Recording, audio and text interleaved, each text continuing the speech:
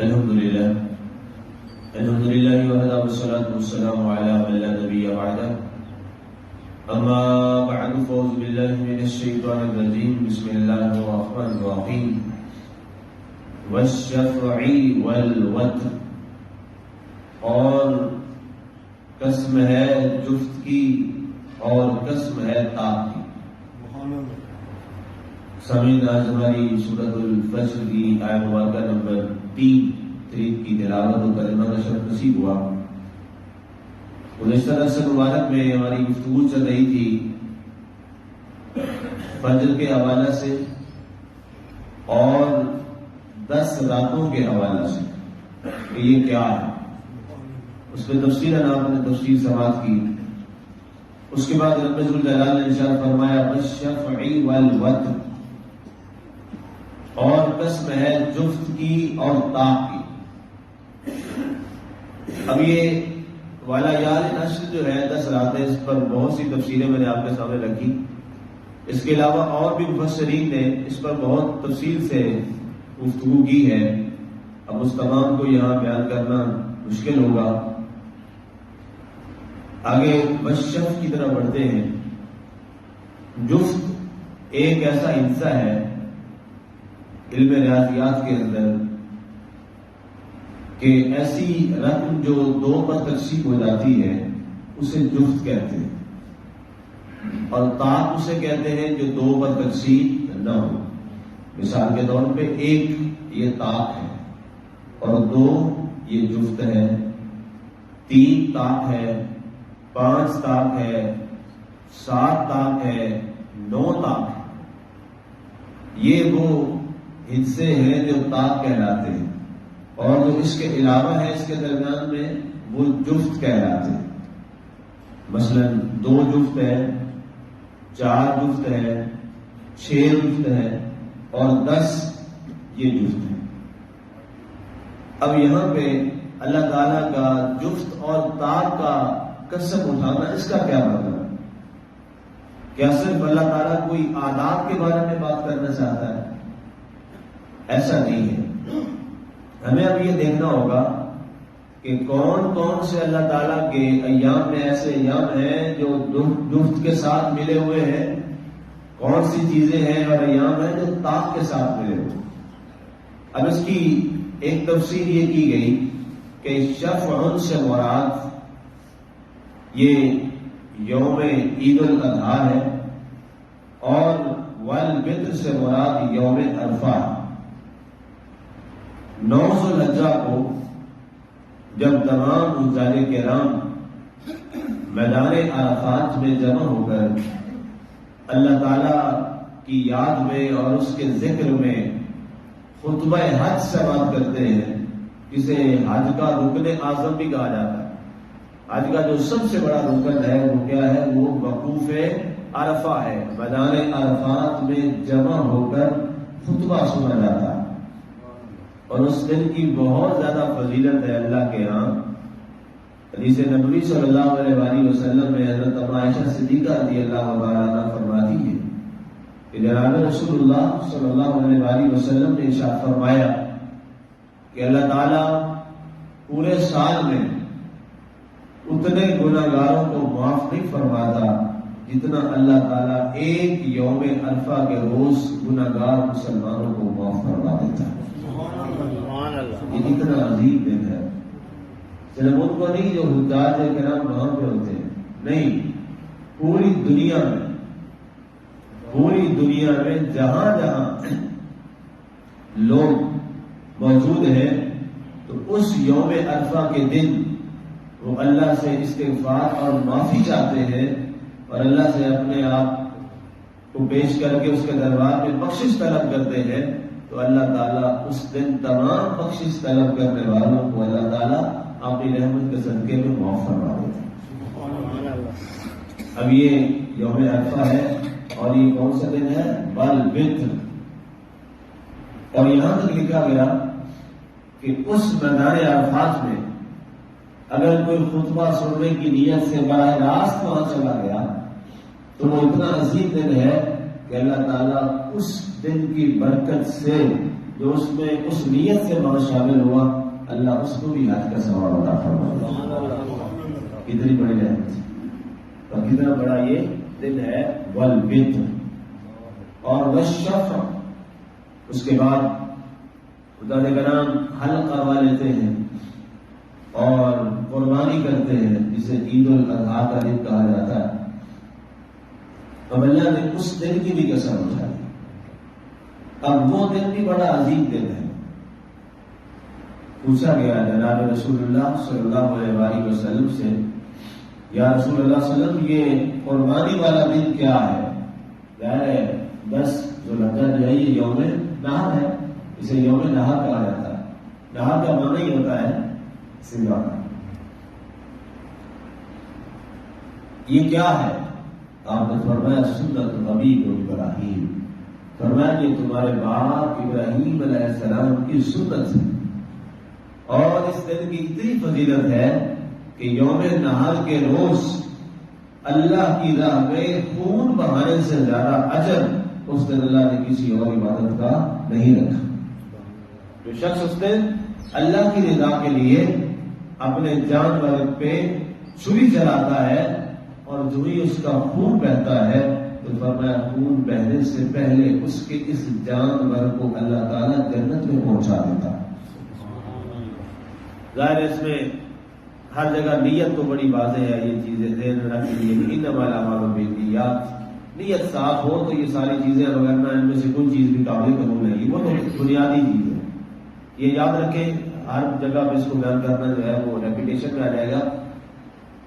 حسن نیت کے بغیر کوئی عمل نہیں،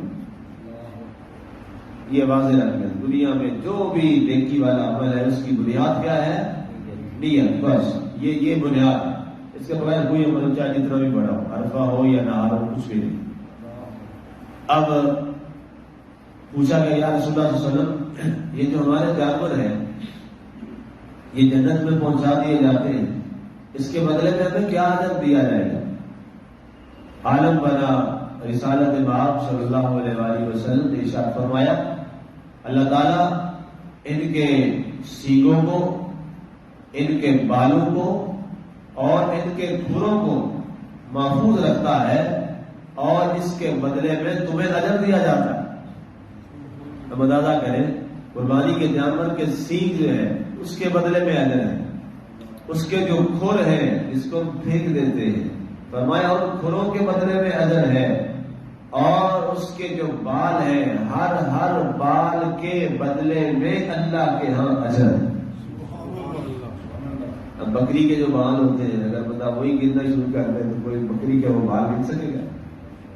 بھیڑ ہے، دمبا ہے، ٹھیک ہے جی، کوئی بیل ہے، کوئی بھینسا ہے یا بھینس ہے جس کی قربانی ہم کرتے ہیں، گائے ہے، کیا اس کے بال گرنا ممکن ہے؟ جس تعداد میں بالوں کی تعداد ہوتی ہے۔ اب اللہ تعالیٰ کے نبی صلی اللہ علیہ وسلم نے فرمایا ہر بال کے بدلے میں اللہ تمہیں اجر عطا فرماتا ہے، ہر بال کے بدلے میں اللہ تمہیں اجر عطا فرمائے گا اور تمہارے نامہ اعمال میں نیکی لکھے گا، برائی کو مٹائے گا اور درجے کو بلند فرما دے گا۔ اس لیے فرمایا جہاں تک ممکن ہو سکے جس میں ہمت ہو اور صاحب استطاعت ہو تو وہ اللہ کی راہ میں ضرور قربانی کرے، وہ ضرور اللہ کی راہ میں قربانی کرے۔ اب اس کے تحت ایک مسئلہ چلے آ ہی گیا، وہ میں عرض کر دوں۔ بعض لوگ یہ سوال کرتے ہیں کہ جی میں مقروض ہوں، کیا میں قرض لے کے قربانی ادا کر سکتا ہوں؟ اس میں دو چیزیں ہیں، ایک وہ مقروض ہے جو غریب ہے، ایک وہ مقروض ہے جو صاحب استطاعت ہے۔ بعض دفعہ کئی ایسے لوگ ہوتے ہیں بالکل ٹھیک ٹھاک ہے مالی حالات میں، لیکن جب یہ ایام آئے تو وہ پیسے نہیں رکھتے، تو وہ قرض لے کر قربانی اگر کرنا چاہیں تو انہیں کرنی چاہیے جن کے حالات ٹھیک ہو۔ ضروری تو نہیں ہے کہ جی بندے کے پاس وقت پیسے نہ بھی ہو، لیکن وہ شخص جو بیچارہ ہمیشہ طور پہ غریب ہے اور دائمی غریب ہے، مستقل طور پہ غریب ہے، اس کو اسلام نے ادھار لے کر قربانی کرنے کی اجازت نہیں دی۔ بندہ ہے عام حالات میں ٹھیک ہے، کچھ ایسا معاملہ ہو گیا، اچانک ایسا ہو سکتا ہے انسان کے ساتھ، کوئی مجبوری بن سکتی ہے کہ قربانی والے دنوں میں اس کے پاس پیسے نہیں، کچھ بھی ہو سکتا ہے، لیکن ٹھیک ہے ویسے تو اس کو چاہیے کہ وہ ادھار لے کے بھی قربانی کرے، بعد میں وہ ادا کر دے گا، لیکن اس شخص بیچارہ ایسا ہے جو مستقل ہی غریب ہے، یا میری بات سمجھ گئے تو اس کو اسلام نے کہا ہے وہ ادھار لے کے قربانی نہ کرے، اس کو اسلام نے اس سے مبرہ کر دیا ہے اور وہ اس سے آزاد ہے۔ بہت سارے ایسے لوگ ہیں جو اس ادھار کے بہانے میں آ کر قربانی کی ایک بہت بڑی نیکی سے محروم ہو جاتے ہیں، وہ جی ہم نے تو قرض دینا ہے، یہاں تو بڑے بڑے لوگ مقروض ہیں، ہو سکتا ہے ہمارے صدر میں صدر صاحب بھی مقروض، ہمارے پرائم منسٹر صاحب بھی بیچارے مقروض اور بلکہ ہیں ڈکلیئر ہے، پورا پاکستانی مقروض ہے، تو پھر کوئی بھی قربانی نہ کرے، تو یہ مراد نہیں ہے، اس کے حالات ایسے ہیں وہ ٹھیک ہے تو وہ قربانی کرے، لیکن وہ بیچارہ جو دائمی غریب ہے، مستقل طور پر غریب ہے، اس کے حالات ایسے ہیں کہ قربانی دینے کے بعد بھی وہ اس قابل نہیں ہے کہ وہ رقم ادا کر سکے، اس کو اسلام نے کہا کہ تو قربانی نہ کر، لوگوں نے قربانی تیرے لیے کی ہے تو اس میں سے کھا اور استعمال کر، اور باقاعدہ ہر مسلمان کے قربانی کے جانور سے ایک پورا حصہ اللہ نے غربا کے لیے فکس کر دیا اور وہ دینا سنت تھا۔ اور بعض تو اہل حق نے یہاں تک لکھا ہے کہ وہ اتنے اس بات کا تقوی کا خیال رکھتے تھے کہ وہ یوم نہر سے لے کر یوم تشریق تک، تشریق کا آخری دن ہوتا ہے 13 ذوالحجہ، تو 13 ذوالحجہ کی اصل تک جہاں تکبیریں ختم ہوتی ہیں اس دن تک وہ اپنے گھر سے سارا گوشت تقسیم کر دیتے تھے کہ اللہ کے ہاں تقوی نہیں۔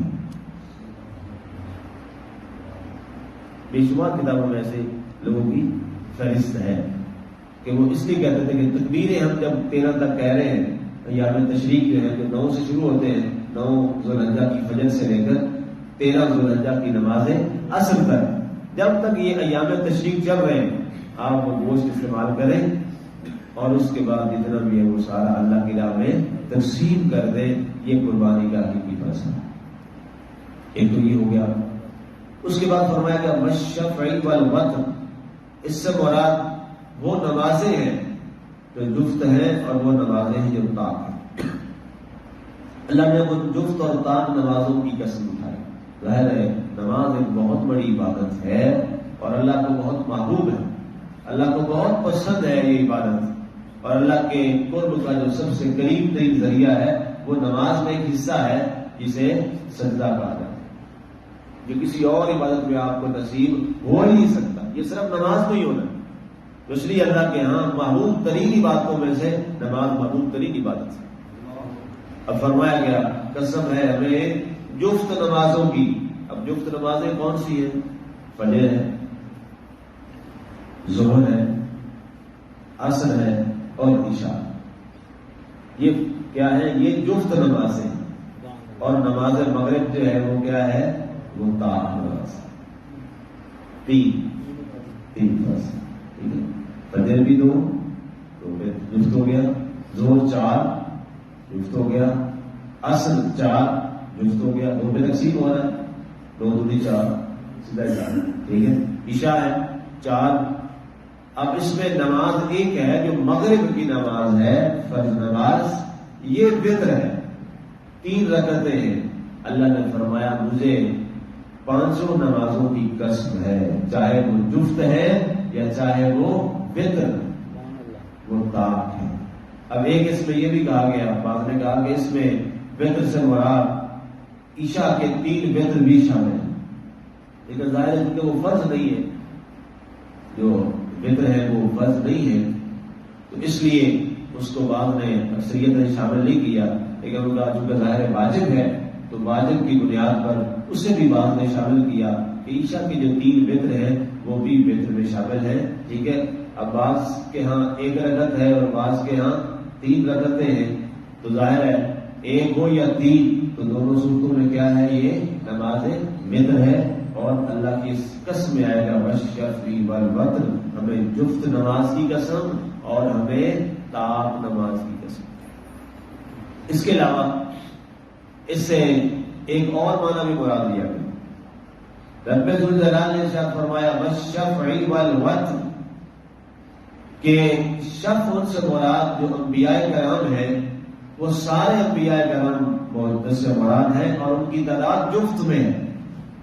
اب یہ جو 1,24,000 ہم کہتے ہیں، اکثر آپ نے نوٹ کیا ہوگا میں ہمیشہ سے لفظ بولتا ہوں کم و بیش، اور یہ بولنا چاہیے۔ کم و بیش اس لیے ہے کہ یہ تعداد یقینی نہیں ہے، یعنی واقعی اتنی ہی تعداد ہے، اس پر یقینی طور پہ کسی بھی مفسر اور محدث نے نہیں لکھا، اس لیے کم و بیش بولتے ہیں۔ اگر زیادہ ہوں تو ہم یہ کہیں تو گناہگار نہ ہو جائیں، اور اس سے کم ہوں اور ہم 1,24,000 کہیں تو پھر نہ گناہگار ہو جائیں۔ اس لیے جب بھی یہ نام لیا جاتا ہے تو کیا ہم کہتے ہیں کم و بیش 1,24,000 اللہ نے رسولوں اور نبیوں کو دنیا میں مبعوث فرمایا۔ تو مفسرین نے کہا کہ اگر ان کی صحیح تعداد نکالی جائے تو وہ کیا بنتی ہے، وہ جفت ہے، اور اس ساری کائنات میں جو بطر ہے وہ صرف ایک ہے اور وہ اللہ کی ذات ہے۔ اب بعض نے سے یہ کہا کہ اس بطر سے مراد حضرت علی اصطلاحی ہے۔ حضرت علی رضی اللہ تعالیٰ عنہ فرماتے ہیں کہ شفع سے مراد زمین و آسمان ہے، یہ دونوں جفت ہیں، زمین و آسمان دو، ایک آسمان اور ایک زمین، یہ جفت ہے، اور اس سارے نظام کو جو چلانے والا ہے وہ کیا ہے، وہ بطر ہے۔ اور اسی لیے فرمایا کہ رسول اللہ صلی اللہ علیہ وسلم یہ فرمایا کرتے تھے اللہ بطر ویحب البطر، اللہ بھی بطر ہے اور بطر کو پسند فرماتا ہے۔ اللہ بطر ہے نا جی، ایک وحدہ لا شریک، اس کی ذات بطر ہے اور وہ بطر کو پسند فرماتا ہے۔ اسی طرح اس سے یہ مراد لیا گیا کہ قوم عاد ان پہ جو عذاب آیا اور اس کے بعد اگلے دن جب ان کے لیے ساری چیزوں کو ایک ملیا بیٹ کر دیا گیا تو وہ ان کا جو دن تھا، عذاب کا دن تھا، وہ 9واں دن تھا، وہ کیا کہلایا، بطر کہلایا۔ اور 10ویں دن ان کی اس داستان کو مکمل کر کے لپیٹ دیا گیا۔ تو یہاں یہ مراد ہے، اللہ نے فرمایا کہ قوم عاد اور ان کی جس رات تباہی ہوئی اور ان کی بربادی کا جو آگے صبح دن تھا، ہمیں اس کی قسم۔ اب وہ رات جو تھی وہ 9 کی تھی اور آگے جو 10 تھا وہ دن آ رہا تھا، تو اس درمیانے لمحے میں جب ان کی یہ تباہی اور بربادی کا سامان کیا گیا تو اللہ نے اس کی بھی قسم اٹھائی۔ اس کے علاوہ اور قوموں کا بھی یہاں ذکر کیا گیا، ان کے یہاں بھی کچھ اسی طرح کے۔ اسی طرح فرمایا گیا کہ اس سے جو ایام مراد ہیں، بعض نے یہ بھی مطلب لکھا کہ جو آخری ایام رمضان مبارک ہے وہ بھی اسی میں آتے ہیں۔ 20 کیا ہے، یہ جفت ہے، اور 21 کیا ہے، یہ طاق۔ 22 پھر جفت ہے اور 23 طاق ہے۔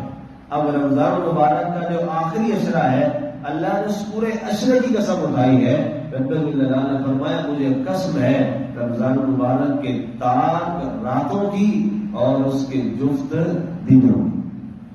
اب وہ دن بڑے، پورا عشرہ ہی بڑا باکمال ہے رمضان شریف، پورا عشرہ ہی، 20 کا دن، 21، 22، 23، 24، اور 24 کیا ہو جائے گا، جفت ہو جائے گا، اور 25 کیا ہو جائے گا، طاق ہو جائے گا، 26 جفت ہو جائے گا، 27 طاق ہو جائے گا، 28 جفت، 29 طاق ہے، اور اس کے بعد 30 یہ پھر جفت ہے۔ اور بعض نے کہا کہ آگے اس کے بعد جو یکم شوال آتی ہے اللہ کے ہاں، 30 کے بعد 30 جو ہے یہ جفت ہے، اور آگے یکم شوال پھر طاق کا دن ہے۔ فرمایا اللہ نے اس عید الفطر کے دن کی قسم اٹھائی ہے، فرمایا وہ دن جو رمضان کا آخری جا رہا تھا اور آگے یکم شوال آ رہا تھا، فرمایا وہ جو درمیانی استاق اور جفت کے درمیانی رات ہے، اللہ تعالیٰ اس دن اتنا مہربان ہوتا ہے، اتنا مہربان ہوتا ہے کہ اللہ تعالیٰ جتنے باقی مہینوں میں لوگوں گناہگاروں کو معاف کرتا ہے، اتنا اللہ تعالیٰ رمضان کے ایک دن میں گناہگاروں کو معاف کرتا ہے۔ اور جتنا اللہ تعالیٰ پورے رمضان کے مہینے میں 20 دنوں میں اللہ گناہگاروں کو معاف کرتا ہے، اتنا اللہ تعالیٰ ایک لیلۃ القدر میں گناہگاروں کو معاف کرتا ہے۔ اور جتنا اللہ تعالیٰ لیلۃ القدر جو وہ طاق رہتے ہیں اس میں لوگوں کو معاف کرتا ہے، اللہ اس تعداد کے برابر میں جو چاند رات ہے اللہ اتنے گناہگاروں کو معاف کرے. اس کو ہم بازاروں میں عام طور پہ ضائع کر دیتے ہیں، اللہ کے ہاں وہ رات اتنی عظیم ترین رات. اس کے علاوہ اور بھی تقریباً کوئی ابھی میں پڑھ رہا تھا، یہ کوئی 18 تفسیریں 18 تفسیریں ہیں بس شفعی والوتر، جفت کی اور طاق کی. بہرحال مقصد کیا ہے، ان تمام ایام جو ہے ان کی عظمت اور شان کو بیان کرنا کہ اللہ نے ان تمام مقدس ایام کی عزت کی قسم اٹھائی ہے. اس کے بعد آگے واللیل اذا یسر ہے، اس پہ انشاءاللہ کل بات کریں گے. اللہ ہمیں عمل کی توفیق عطا فرمائے. آمین. وعلیکم السلام.